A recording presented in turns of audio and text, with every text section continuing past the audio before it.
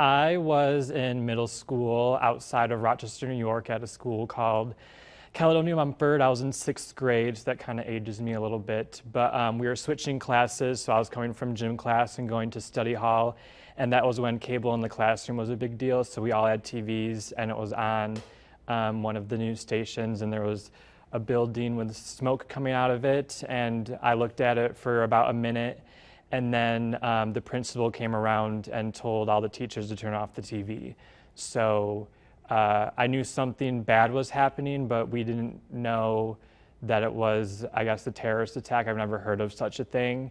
So just all throughout the school day, we just knew something bad was happening, but I didn't realize what had actually happened till school got out. And I usually would walk home from school, but my mom came to pick me up that day because she got out of work early because they had offices they worked with that were in the Twin Towers. So then we got in the car and there was no music on the radio. It was just kind of just rolling news coverage.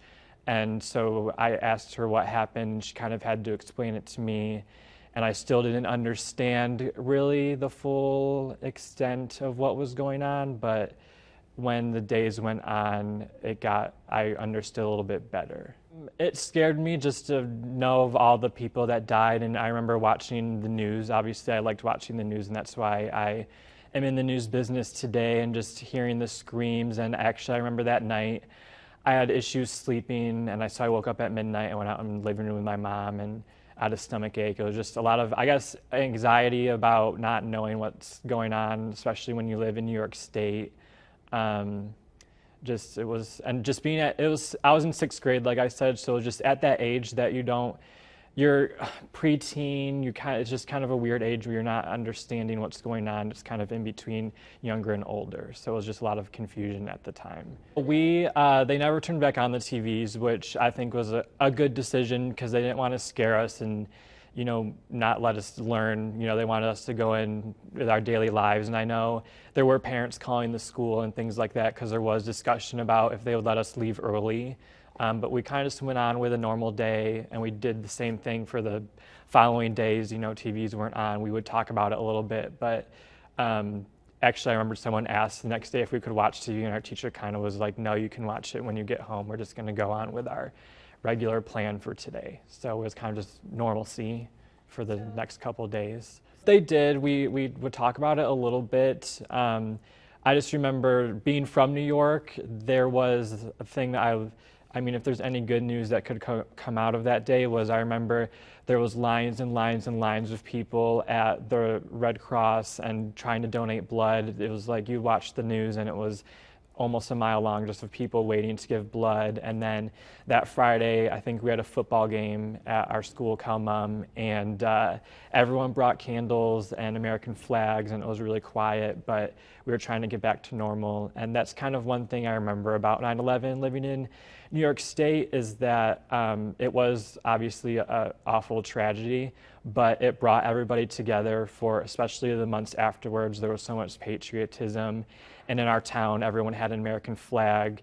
It's unfortunate that we still don't see that today. I wish people would be more patriotic on days other than 4th of July and 9/11, but that's one thing I remember is although it was a bad tragedy and a lot of people died, it was great to see America come together and strangers come together and people have candles and American flags and just being very patriotic.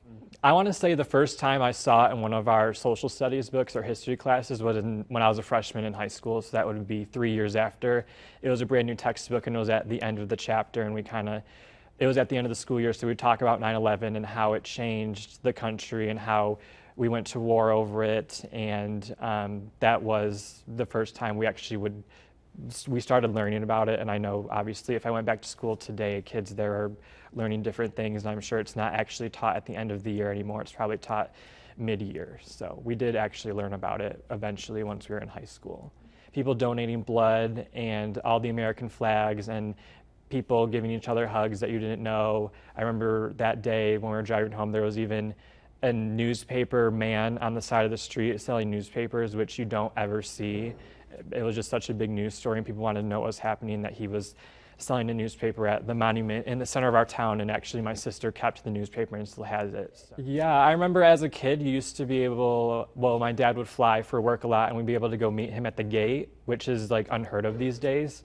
But security has gotten better. I do travel a lot to go back home and go on vacations and things like that, and honestly, I don't think security is a big issue. I mean, you take off your shoes, they're pretty good at what they're doing now. You just go through security, and it takes literally, for me, it's always only taken about 15 minutes. I like the security changes. I know a lot of people, it'd be nice that you'd be able to go up to the gate to meet your family, but I still think you can still meet them halfway through the airport. So security has come a long way, but like I said, I think people forget back in the day you could actually go up to a gate and meet your family member, but that's kind of a sign of the times of what happens. You can't do that anymore, unfortunately, because people have other intentions. So.